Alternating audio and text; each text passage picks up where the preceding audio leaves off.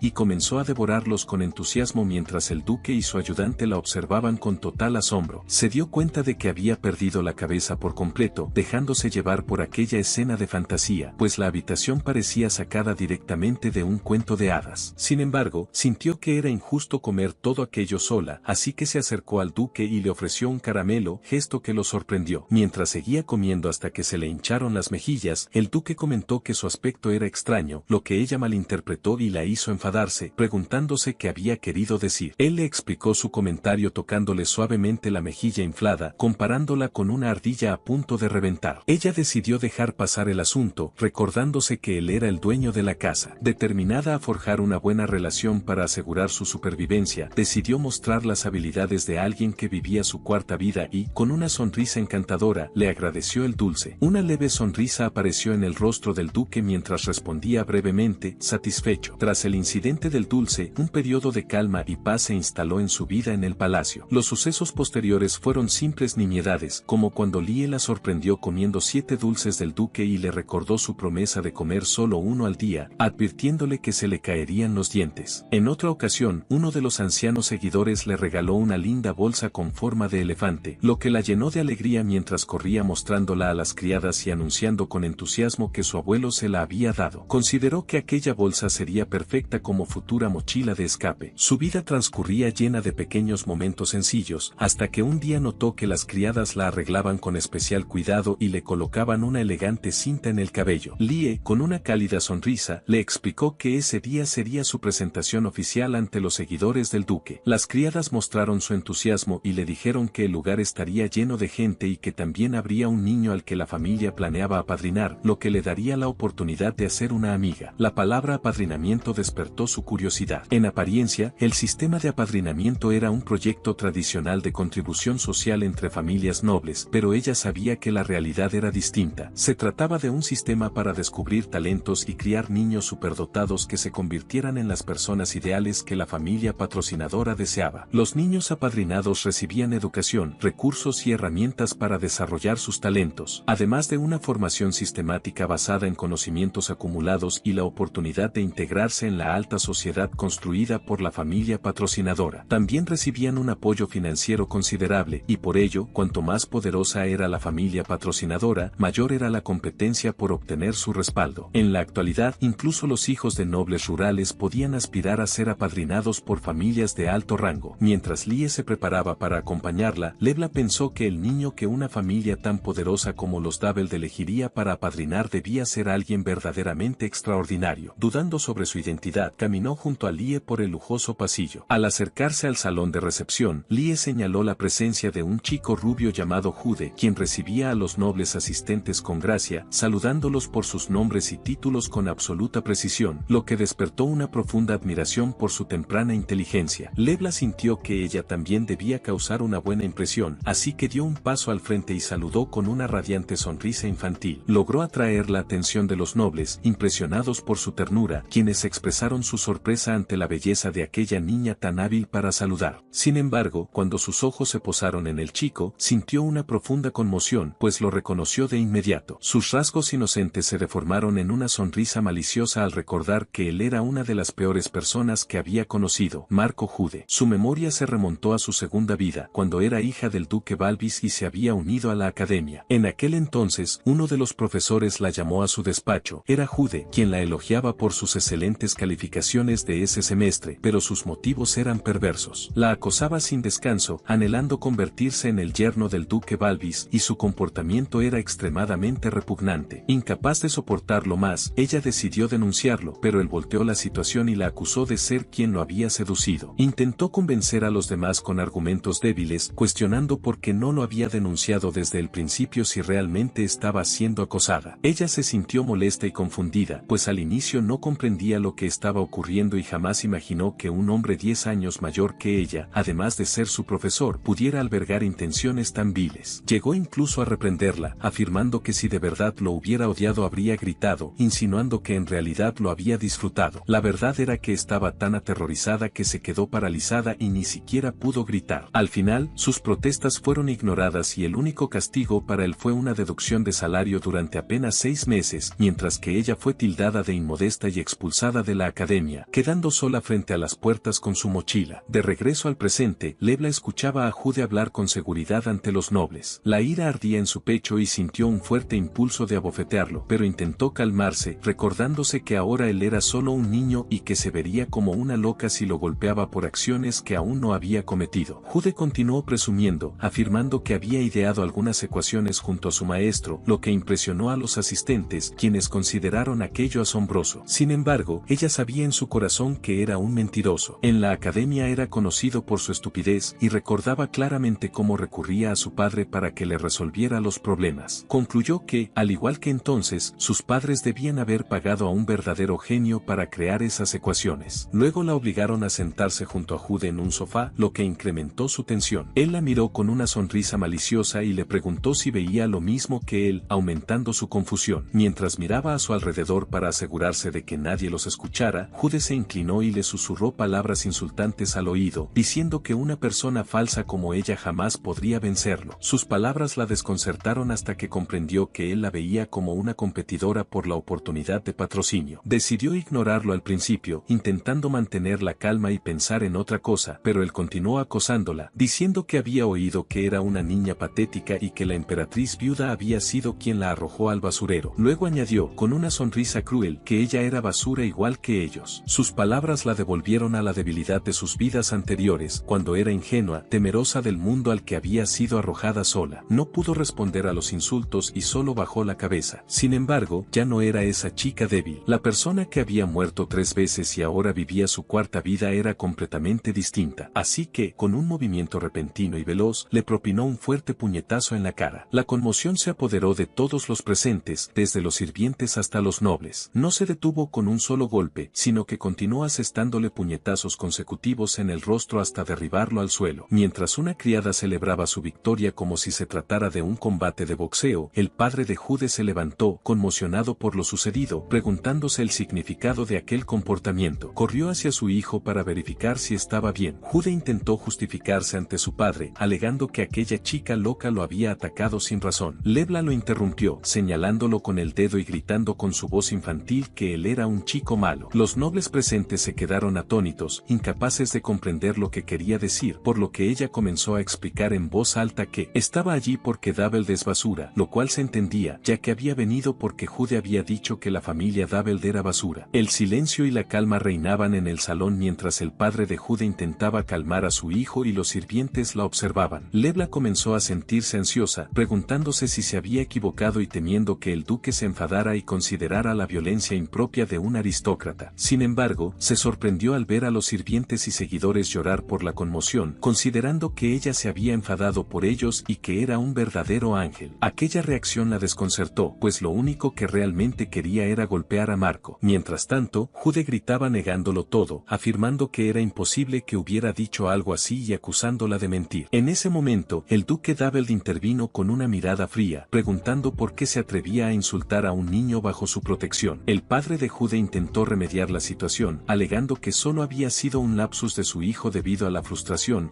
y añadió que era imposible que su hijo se refiriera de manera tan insultante a la familia Daveld. El duque miró a Jude fríamente y dijo que le daría una oportunidad, ya que su padre insistía en ello. Luego le preguntó, con una amenaza aterradora, si podía jurar que decía la verdad incluso si debía quemarse los muslos y arrancarse los ojos, y que si lo hacía pasaría por alto el disturbio que había causado en su presencia. Añadió que, si no podía demostrar la veracidad de sus palabras, el asunto no terminaría solo con él. El terror se apoderó de Jude. Entonces el duque volvió a preguntarle, con una voz tranquila y aterradora, si la niña mentía o decía la verdad. El astuto Marco no pudo soportar la presión del prestigio del duque Daveld y comenzó a tartamudear, intentando decir la verdad. Leblanc observó la situación con confianza, sabiendo que era imposible que Jude se atreviera a mentir frente al duque. Finalmente, Jude confesó de forma temblorosa que lo que Leblanc decía era verdad. Su padre quedó horrorizado por la confesión y cayó de rodillas ante el duque, implorando clemencia y admitiendo haber cometido un pecado que merecía la muerte. Pero el duque ordenó fríamente a los guardias que se los llevaran, refiriéndose tanto al padre como al hijo. Los guardias los arrastraron mientras gritaban pidiendo clemencia. La escena resultó majestuosa. La niña se alzaba con seguridad frente a un niño mayor que ella, explicando la situación con calma, lo que se ganó la admiración de los seguidores del duque. Sin embargo, ellos no conocían la verdad completa e imaginaron su propia versión de los hechos, creyendo que Jude la había intimidado y que, como invitada en el palacio, ella no podía causar problemas, soportando insultos personales pero no pudiendo tolerar los dirigidos a la familia Daveld. Así, la imaginaron defendiendo valientemente el honor de la familia. Leblanc los observó con una sonrisa inocente, dándose cuenta de que eso era lo que creían, y decidió aprovechar la situación, aunque un leve remordimiento pesó en su conciencia. Vio el lado positivo de haber causado una buena impresión en los seguidores cercanos del duque y, sentada en el regazo de este, se preguntó si también le había causado una buena impresión a él, ya que al final la había defendido. Se sorprendió cuando una de las asistentes comenzó a acariciarle el cabello y, ante aquella ternura, retrocedió asustada. Los seguidores lo notaron y comenzaron a comentar entre ellos sobre su timidez frente a los hombres adultos y cómo solo permitía que el duque la cargara, concluyendo que aquello se debía a su profundo afecto por él. Uno de los asistentes se mostró complacido por ser tan querido, señalando que ella solo sonreía para el duque. Los demás se unieron, expresando su envidia y comentando que quienes lo tienen todo nunca conocen la tristeza de quienes no tienen nada. El duque, por su parte, comentó con una sonrisa pícara que aquello era molesto, lo que la frustró, ya que ella solo intentaba llevarse bien con él, pero él lo consideraba una simple molestia. Sin embargo, como suele decirse, después de las dificultades llega la tranquilidad. Tras ganarse la admiración de los seguidores, muchas cosas cambiaron, entre ellas el permiso para salir del palacio. Incluso administradores que nunca la habían visto antes comenzaron a interesarse en ella, lo que la llenó de felicidad, pues pudo salir a comprar algunas cosas que necesitaba. Paseó por el concurrido mercado acompañado,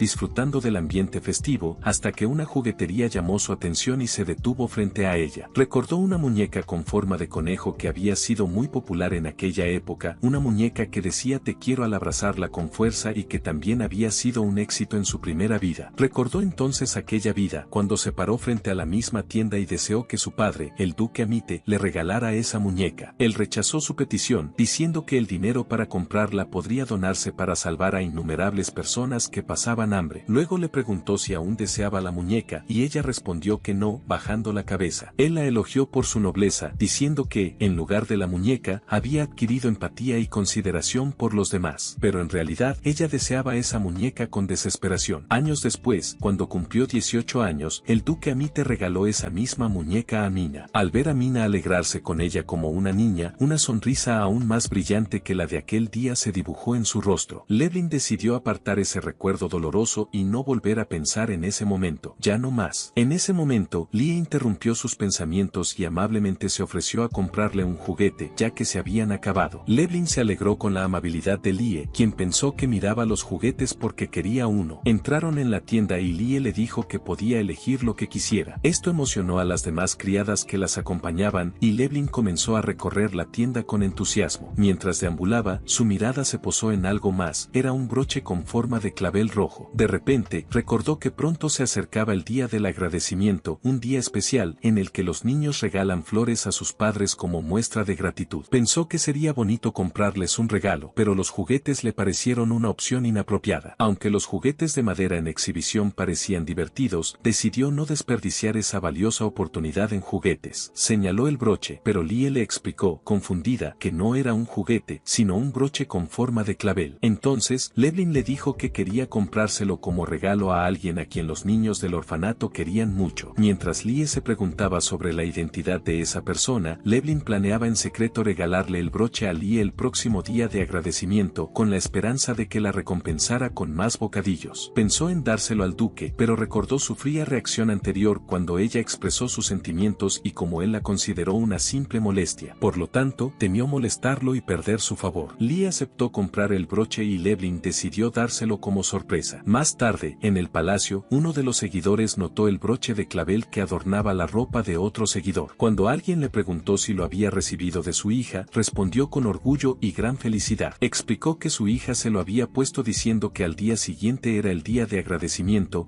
y que sentía que esa era la verdadera felicidad de la vida, pues nada igualaba la alegría de criar hijos. Los demás seguidores estuvieron de acuerdo, preguntándose sobre la utilidad del honor y la riqueza en comparación con la felicidad del cariño de los niños. Entonces, uno de ellos se volvió hacia el duque, que los observaba en silencio, y le dijo que él debió haber sentido la misma felicidad cuando recibió un clavel. Agregaron que compadecían a quienes nunca habían recibido un clavel y que quienes no sentían esa felicidad no tenían sentido en la vida, y le preguntaron si estaba de acuerdo. Pero el duque respondió con una frialdad aguda que desconocía ese sentimiento. Los seguidores del duque quedaron atónitos ante su respuesta tajante y se preguntaron cómo era posible. El duque explicó fríamente que nunca había recibido un clavel en su vida. Su asombro aumentó, no podían creerlo, especialmente teniendo en cuenta que tenía 3 hijos, y se preguntaban por la frialdad de la familia Dabel. Uno de los seguidores intentó aligerar los ánimos diciendo que los chicos no son delicados por naturaleza y se conforman con decir gracias. Pero el duque respondió con aún mayor frialdad, diciendo que ni siquiera les había oído decir gracias. Los seguidores se sintieron avergonzados y se dieron cuenta de que el duque se incomodaba más cuanto más hablaban del tema. En ese momento, Levlin apareció caminando por el pasillo junto a Lie, llevando un ramo de claveles rojos. Los seguidores gritaron de alegría al verla y la señalaron. El duque comentó que eran claveles. Estaban rebosantes de felicidad, convencidos de que el duque por fin recibiría uno y de que Levlin debía estar tan agradecida que había comprado las flores ella misma. Una leve sonrisa se dibujó en el rostro del duque al coincidir con ellos en que los claveles eran motivo de alegría. Una seguidora le sugirió a Levlin que le entregara las flores ahora que era la oportunidad. Levlin se sintió avergonzada, pues era la primera vez que regalaba claveles, sobre todo al recordar cómo el duque Amite la había rechazado en el pasado. Se acercó a Lie, le entregó las flores y le dio las gracias, lo que sorprendió a Lie, quien se preguntó si realmente eran para ella. Un silencio sepulcral reinó, y las expresiones de los seguidores se congelaron mientras una mirada fría y aterradora se dibujaba en el rostro del duque. Los seguidores se dieron cuenta de su error y se retiraron, susurrando que no sabían que las flores eran para la doncella. Levlin corrió feliz hacia Lie, quien le dio las gracias y prometió atesorar su regalo. Después de abrazarla, Lie sintió un ligero dolor en la nuca y se preguntó por qué. De repente, oyó al duque llamarla por su nombre con un tono gélido. Temblaba de miedo al responderle. Él le preguntó fríamente si no tenía nada que hacer. Ella, confundida, respondió rápidamente que no, para luego intentar arreglar la situación con una sonrisa forzada, justificando su acción al decir que no quería molestarlo y que había actuado correctamente. En medio de la tensión de los seguidores y la ira del duque, Lie tomó a Levlin de la mano y la llevó adentro. Esa noche se emitió una orden para cancelar el día de agradecimiento en los territorios Dabel, dejando a Levlin y a todos los demás confundidos. Pasaron los días y Levlin disfrutaba de su tiempo en su habitación. Observaba a Lie desde lejos y notó que le encantaba el broche de clavel que le había regalado. Lo llevaba consigo con cuidado desde hacía varios días. Un asistente se acercó y le preguntó si quería ir a la oficina del duque. duque. Levlin se levantó de un salto con entusiasmo y aceptó de inmediato, pues ese era el día fijado para informar a la emperatriz viuda sobre su bienestar. La asistente notó que parecía llena de energía ese día. Mientras caminaba con ella, las criadas se despidieron, deseándole un buen viaje. Cuando Levlin entró en la oficina del duque con su asistente, vio una caja extraña y preguntó por ella. El asistente le explicó que estaban organizando los regalos para el emperador con motivo de su cumpleaños. Recordó que, cada año por esas fechas, los nobles estaban como locos preparando obsequios. Incluso el duque Amite, a quien no le importaban las pequeñas ganancias, ansiaba presentar un regalo decente, al igual que el duque Balbis, quien llegaba al extremo de pedir dinero prestado para exagerar la preparación de los regalos. Balbis gastaba a manos llenas en esas ocasiones, pero era extremadamente tacaño en otros asuntos, especialmente con ella. Recordó como una vez, por ignorancia, compró una pluma cara. Él la golpeó violentamente, la llamó parásita que vivía a costa de los demás y luego la arrastró del pelo, ordenándole que no pensara en salir del ático por un tiempo. Recordó haber oído a los hijos del duque Balbis hablar tras la puerta, preguntándose por qué la regañaban, aunque comprar plumas era considerado material escolar que ningún padre odiaría comprar para su hijo. Pero el otro explicó el verdadero motivo de su reprimenda. La razón era que ella no era su hija biológica. En ese momento, Levlin comprendió la amarga realidad. Al no ser hija biológica, sería odiada incluso por las razones más triviales, lo que significaba que tendría que luchar desesperadamente por sobrevivir. Regresó al presente, comprendiendo que debía hacer algo para ganarse el favor del duque Dabel, de lo contrario, perdería la oportunidad de ser adoptada. Corrió rápidamente hacia la oficina del duque. Entró presa del pánico, solo para encontrarlo mirándola fríamente desde detrás de sus gafas. Se preguntó por qué parecía disgustado. Se acercó al asistente e intentó esconderse detrás de él. El asistente le susurró que el duque no estaba enojado con ella, sino con algo más, y luego le pidió que preparara 2 claveles la próxima vez. De repente, comprendió el motivo de su enojo. Todo el dinero que gastaba en la tienda, en última instancia, pertenecía a Dabel, y no le había comprado nada a pesar de despilfarrar dinero. Sintió pánico y pensó que no era de extrañar que estuviera enojado. Pensó en salir a comprarle algo ahora, pero temió que su acción pareciera una protesta ridícula, así que decidió hacer algo para complacerlo. Empezó a buscar en su memoria cualquier información que pudiera ayudarla. Recordó el regalo de cumpleaños del emperador que le había dado el duque Belva y cómo se jactaba de él, pero al verlo se preguntó por qué había una piedra dentro de un joyero de lujo. Al acercarse a la piedra, sintió un poder misterioso que emanaba de ella y se preguntó qué sería. Era una sensación extraña, como una voz que entraba en su conciencia sin pasar por sus oídos. La voz preguntaba, ¿qué es esto? Era una voz que la llamaba hija mía, diciendo que la había esperado durante mucho tiempo. En ese momento, el palacio se sacudió violentamente y el asistente se preguntó si sería un terremoto, pero el duque Balbis comprendió que podría ser señal de una erupción volcánica, así que ordenó enviar un equipo de expedición al monte Robus. La memoria de Levlin regresó a la oficina del duque, donde el temblor cesó repentinamente y se preguntó qué había pasado con la luz que fluía dentro de ella y qué era. Más extraño aún, su cuerpo se movía por sí solo, como si ya no le perteneciera. Avanzó hacia la caja de regalo y agarró la piedra, que se convirtió en polvo en su mano, sorprendiéndola a ella, a la asistente y al duque. Un pánico extremo la invadió. La asistente se preguntó con asombro si esa sería la piedra Nit. Había oído hablar de Nit innumerables veces durante sus 3 vidas, ya que era un artefacto vital de los restos del dios maligno. La asistente intentó calmar al duque, explicándole que el error no era culpa de la niña, sino que la piedra se rompió por un mal almacenamiento, pero el duque comentó fríamente lo molesto que era el asunto. Levlin intentó defenderse, diciendo que no era su intención, pero el duque la interrumpió bruscamente, llamándola una molestia. Ella se sintió desesperada. En lugar de ganarse su favor, había causado un gran problema. El duque le ordenó que no causara más problemas y que regresara a su habitación. Mientras la asistente la acompañaba fuera de la oficina, perdió repentinamente el conocimiento. El duque se sorprendió al verla inconsciente ante él, y ella oyó su grito llamándola hija mía. Ella vio al duque Amite, su misericordioso y justo padre, a quien muy respetaba. Recordó que tuvo que renunciar a muchas cosas para vivir como su hija, pero valió la pena mientras él la llamara por su nombre y le sonriera. Sin embargo, siempre había un muro entre ella y su padre. Él le había dado una habitación, le había enseñado los deberes de los nobles y había comido con ella, pero nunca le había abierto su corazón ni la había tratado como a una verdadera hija. Entonces apareció Mina, llamando padre al duque, y con ella era diferente, la dejaba aferrarse a él y le sonreía con una sonrisa radiante que nunca le mostraba. Intentó convencerse de que era natural, pues Mina era la verdadera hija del destino destino, una niña buena que trajo la lluvia durante la sequía y dio esperanza a los pobres y enfermos. Creía que si trabajaba más duro, su padre también la vería, así que decidió dormir menos y dar más a los demás. Pero en lugar de apreciarla, se enfrentó a la ira del duque Belva, quien la llamó tonta y rata insolente, diciéndole que al menos debería haber muerto en la calle para que alguien limpiara su cuerpo, llamándola niña inútil. Ella suplicaba, se disculpaba constantemente. Despertó de esta terrible pesadilla y se encontró en su cama, dándose cuenta de que se había desmayado. Levlin, sentada en su cama, pensó con ansiedad en la piedra nocturna y en qué debía hacer. Descubrió que los sirvientes de la familia Daveld eran realmente amables y que el propio duque era mucho mejor persona de lo que había oído, pero el miedo comenzó a apoderarse de su corazón mientras lloraba, preguntándose qué pasaría si esas buenas personas también la odiaban. De repente, un relámpago iluminó la habitación, seguido del sonido de un trueno. Pensó que solo era un trueno, pero algo afuera llamó su atención. En ese momento,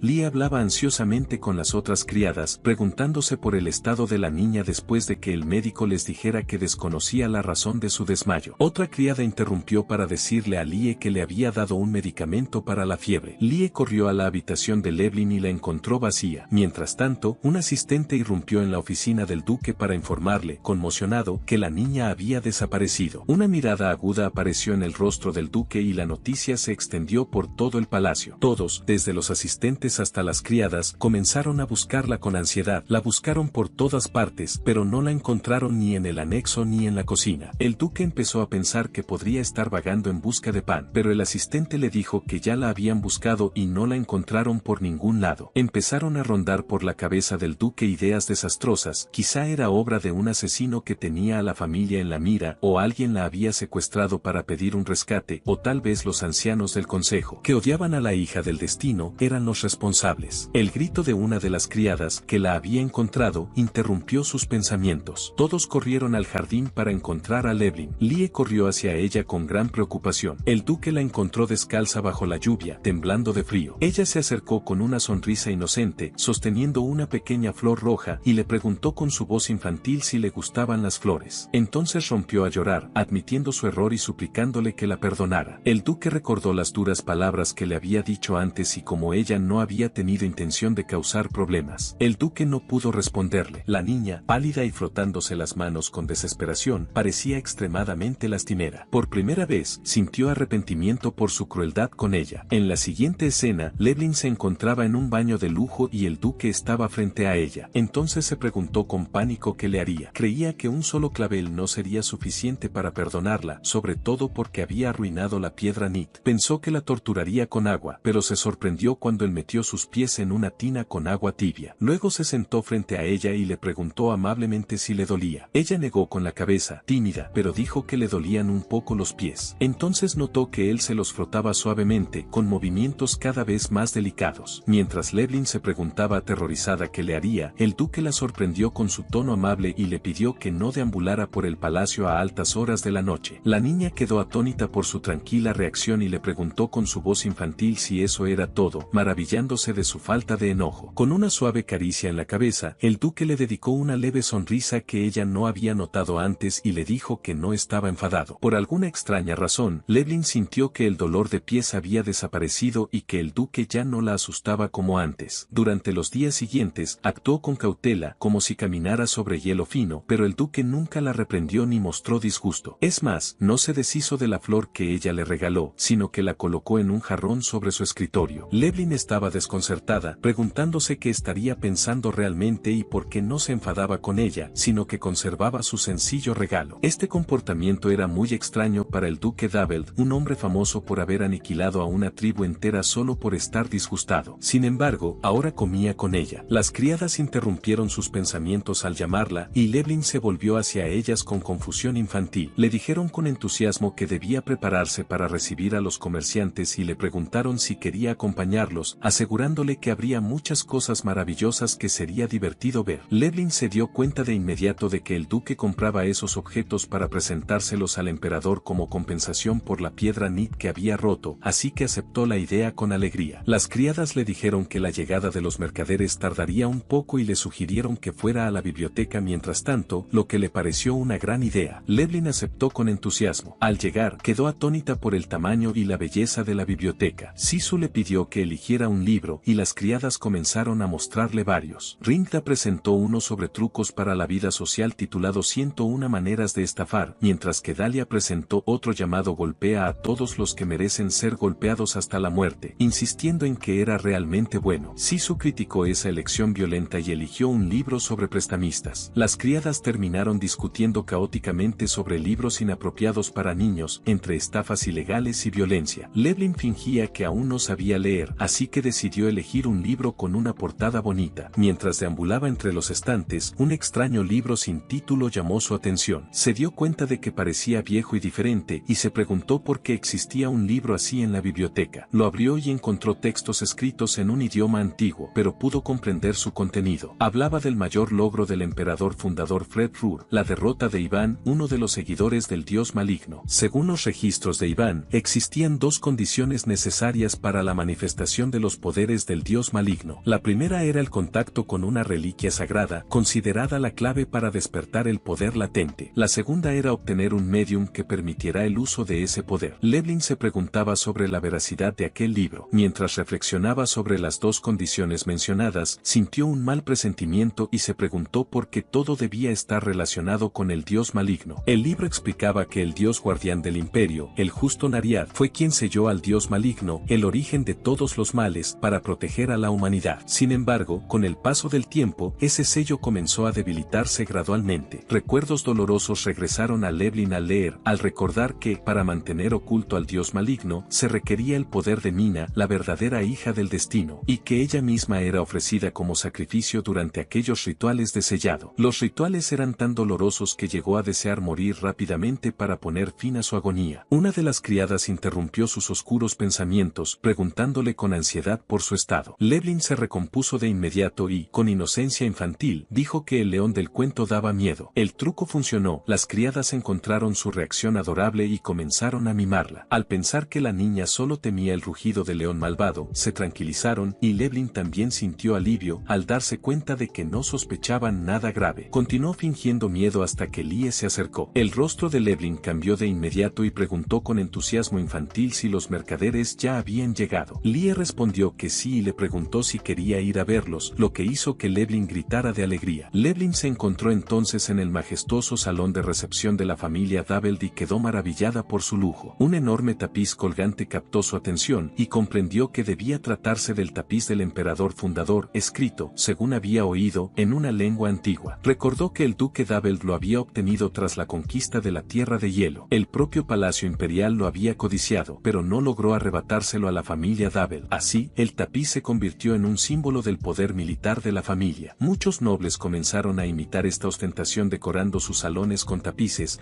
aunque la mayoría solo copiaba la idea sin comprender su significado. Mientras observaba el salón, el mercader Turba y sus hombres entraron y presentaron sus respetos al duque. El pánico se apoderó de Levlin, que se preguntó aterrorizada por qué ella estaba presente allí. Turba dio un paso al frente y expresó el gran honor que sentía por haber sido convocado. Entonces Levlin recordó quién era realmente, un hombre hecho a sí mismo. Uno de los ayudantes del duque explicó que necesitaban una pieza para reemplazar la piedra Nit. Turba respondió con seguridad que no había nadie que trabajara con objetos comparables a Nit mejor que él, pero Levlin conocía la verdad. Turba había comenzado como esclavo en una nación en decadencia y luego se convirtió en comerciante, llegando a ser buscado por los nobles más importantes. Sin embargo, en realidad era un estafador que había vendido pinturas falsas a la familia imperial. El escándalo fue enorme cuando se descubrió que ya había cometido múltiples estafas anteriormente. Lie notó la mirada inquieta de Levlin, mientras ella se preguntaba con ansiedad si Turba también planeaba engañar a la familia Daveld. Turba recomendó entonces un artefacto y, al ser consultado, presentó una tablilla de piedra grabada con escritura antigua. Explicó que sobre aquella tablilla había descendido una profecía en tiempos antiguos. Uno de los seguidores del duque comentó que una tablilla con una profecía divina sería considerada una reliquia sagrada, muy superior a un artefacto relacionado con un dios maligno. Otro sugirió que sería un regalo perfecto para la celebración de la mayoría de edad del duque. El duque le preguntó directamente a Turba si estaba seguro de que se trataba de una tablilla sobre la cual había descendido una profecía. Turba confirmó que existían registros de una pieza similar en textos históricos y que se había verificado que contenía un fuerte poder divino. Los seguidores quedaron convencidos, si había sido verificada por el templo y provenía de la compañía comercial de Turba, Turba, entonces debía ser confiable. Turba añadió un toque dramático, afirmando que había descubierto personalmente la placa en una antigua meseta y que no se había rendido a pesar de los ataques de hordas de monstruos. Continuó su relato diciendo que no podía renunciar a la placa de piedra porque sentía que algún día ayudaría a alguien. Los seguidores del duque se conmovieron por su historia y comentaron que había pasado por muchas dificultades. Sin embargo, el duque interrumpió la charla y le pidió que dejara el asunto a un lado y mencionara el precio. Entonces, Turba respondió que la ofrecería por 100 millones de francos. Los seguidores del duque quedaron atónitos. Era una cantidad enorme, una suma que solía manejarse a nivel de presupuestos nacionales. Uno de ellos señaló que, por muy rica que fuera la familia Dabel, no era una cantidad que pudiera gastarse a la ligera. Aún así, reconocieron que, al final, era la única pieza capaz de reemplazar la piedra Nit. Levlin quedó impactada por aquella conversación. Mientras los seguidores del duque consultaban entre ellos con ansiedad y Turba los observaba con una confianza taimada, Levlin tomó una decisión y resolvió revelar la verdad. De pronto, Turba la vio y la recibió con exagerado entusiasmo, llamándola la hija del destino e invitándola a acercarse para echar un vistazo. Levlin se aproximó a la placa de piedra, mientras un asistente intentaba detenerla por temor a que se dañara. Aún así, ella se sentó frente a la tablilla, completamente deslumbrada por su apariencia exterior. Turba le preguntó si podía sentir el poder de los dioses, mientras uno de los seguidores le advertía que no la rompiera. Entonces, con una sugerencia astuta, Turba añadió que, dado que era la hija del destino, tal vez podría leer el idioma antiguo. Uno de los asistentes se burló de la idea, preguntándose cómo una niña que aún no dominaba el idioma del imperio podría interpretar un texto antiguo. Ante esto, Turba tuvo que alegar que solo estaba bromeando. Sin embargo, Levlin sorprendió a todos cuando comenzó a leer la inscripción con su voz infantil. Dijo que el texto hablaba de alguien que había trabajado duro toda su vida por su familia y que ahora descansaba allí en paz. La conmoción se apoderó tanto de Turba como de los seguidores del duque. Entonces, Levlin lo señaló con el dedo y preguntó si era estúpido, afirmando que todo estaba escrito con claridad. Declaró que él era un estafador y que aquella tablilla no era más que una lápida. Uno de los seguidores preguntó, completamente confundido, cómo había logrado leer el contenido de la piedra. Levlin sabía que el idioma antiguo era extremadamente difícil de descifrar incluso para los miembros más antiguos del templo, ya que solo se habían logrado interpretar unos pocos caracteres. También sabía que, dentro de 10 años, aparecería una interpretación viviente del idioma antiguo. Aún así, incluso después de eso, muy pocos serían capaces de leerlo debido a su completa diferencia con la escritura moderna. Levlin sabía además que, para el momento de su muerte, solo 3 personas habrían aprendido realmente el idioma antiguo: el futuro príncipe heredero Adrien Lurm, el hijo mayor del duque Dabel, Johann Dabel, y ella misma. Por lo tanto, la afirmación de Turba de haber extraído la tablilla de las antiguas alturas era una mentira desde el principio. El cementerio de Calicis se encontraba en la dirección opuesta a las antiguas alturas. Uno de los seguidores preguntó, conmocionado, si aquello era realmente lo que estaba escrito, si Levlin podía leer el idioma antiguo y si no se trataba de una tablilla profética, sino de una lápida. Levlin respondió afirmativamente con una sonrisa inocente, mientras Turba gritaba que aquello era imposible. Las palabras de Turba dejaron atónitos a los seguidores del duque. Uno de ellos se dirigió directamente a Levlin y le preguntó si lo que decía era cierto. La niña respondió con una confianza infantil que sí, que podía hacerlo. Otro de los seguidores se inclinó hacia ella y le preguntó cómo había aprendido algo así. Levlin ya había preparado una respuesta para esa pregunta tan esperada. Con total inocencia, respondió que las palabras simplemente se le aparecían, aprovechando que aún era una niña de 4 años. El truco funcionó con los seguidores, quienes lo encontraron adorable y concluyeron que el texto podía leerse por sí solo y que era impensable que una niña de esa edad mintiera. Esta había sido la misma respuesta que Mina había usado en el pasado, pues cuando le preguntaban cómo podía leer textos antiguos simplemente decía que las palabras se le aparecían sin saber por qué, y todos la creyeron entonces, considerándolo una prueba de que era la verdadera hija del destino portadora del poder de los dioses, por lo que a través de esa experiencia Levlin aprendió a explotar el título de hija del destino, especialmente porque técnicamente aún no ostentaba. Turba interrumpió la escena con un grito furioso, llamándola mentirosa y afirmando tener pruebas de la veracidad de sus palabras y que el templo lo verificaría, burlándose luego de cómo demostraría que podía leer el idioma antiguo mientras los seguidores susurraban confundidos. Continuó su desafío asegurando que la única persona capaz de escribir en la lengua antigua había sido el emperador fundador, preguntándose cómo una niña como ella podría hacerlo, pero Levlin, consciente de que su situación era distinta a la de Mina al estar siendo interrogada directamente, se acercó al tapiz del emperador fundador y comenzó a leer la inscripción antigua con su voz infantil, pronunciando la bendición y luego el nombre completo del emperador fundador, Fred Anesus Semen Kaliar, lo que sumió incluso al duque en la sorpresa, pues ese era su verdadero nombre, provocando que los seguidores quedaran atónitos al recordar que la tribu Semón, asociada al dios maligno, era un tabú y que por ello, la familia imperial había borrado ese segundo nombre de los registros, siendo conocido solo por unos pocos como la familia imperial y nobles de alto rango como el duque Dabel. Con una sonrisa radiante, Leblanc explicó que leer el verdadero nombre era prueba de que había leído la verdad, obligando a los seguidores a creerla mientras algunos discutían si era simple inteligencia o algo mucho más profundo, hasta que uno señaló con enojo que eso significaba que Turba los había engañado. Turba se derrumbó de miedo alegando haber ascendido en nombre de los dioses, pero el duque respondió con fría ironía señalando lo absurdo de exigir pruebas a una niña mientras se invocaban